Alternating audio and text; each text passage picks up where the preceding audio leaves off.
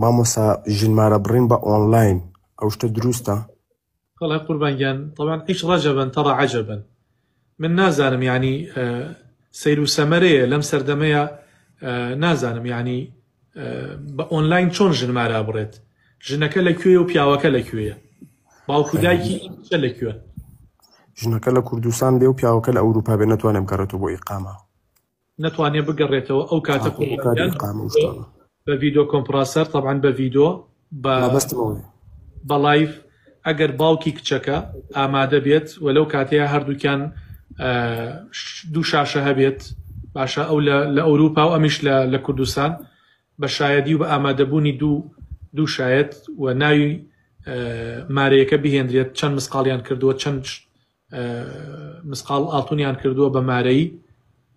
ئەگەر هەردووکیان ڕەزامەندی دەربڕن لەسەر سونەتی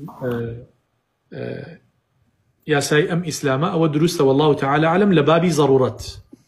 لەبەر ئەوەی ئەو کوڕە ئیقامەی نییە باشە لەبەر ئەوە ئیقامەی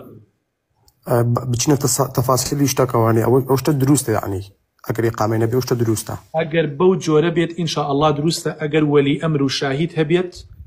و مامۆسایەکیش لەو بینەیە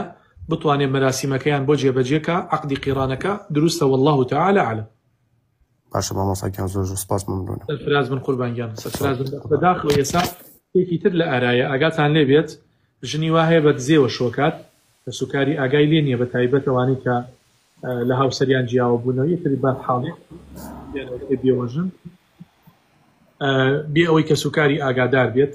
نەبرا ئەزانێ نە خوشکە زانێ نە دایک ئەزانێت ئیتر ئەم کابرایە ئەچێت مەلایەکە هێنێ لە ڕێگەی مۆبایلەوە دوو شایەتدا ئەنێ و ئەڵێوە تۆ مارە بڕایتی تۆ ژنی منیت شوقەیەکی بۆ گرێ و ڕۆژی سەعاتێکەی با بۆ شوقەکە و ئیتر ئەوە بەڕاستیەوە بناشەرعیەوە و خوا پەنامان بە ئەوە چی فەرقە لەگەڵ زینایە جا نایەڵێ مناڵی بێ نایەڵێ هیچ کەسێک بزانێت ترەوە ئەوە بەڕاستیەوە کارەساتە ئێستا خەریکە یعنی شتەکە بێ بە مۆدیل خوا پەنامان بەس